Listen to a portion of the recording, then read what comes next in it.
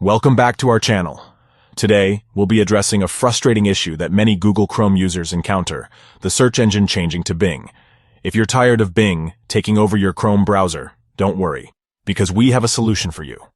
Let's dive into the step-by-step guide to fix this issue. Step 1. Start by opening Google Chrome on your computer. You can do this by clicking on the Chrome icon on your desktop or searching for it in the Start menu. Step 2.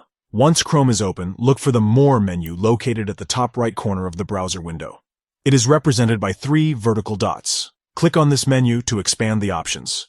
Step 3. From the drop-down menu, select Settings. This will take you to the Chrome Settings page. Step 4. On the Settings page, scroll down until you find the section labeled Reset Settings. Click on this section to expand it. Step 5. Within the Reset Settings section, you will see an option called Restore Settings to their original defaults. Select this option. Step 6. A confirmation dialog box will appear. To proceed with the reset, click on the Reset Settings button. This action will restore Chrome's default settings, including the search engine. And that's it.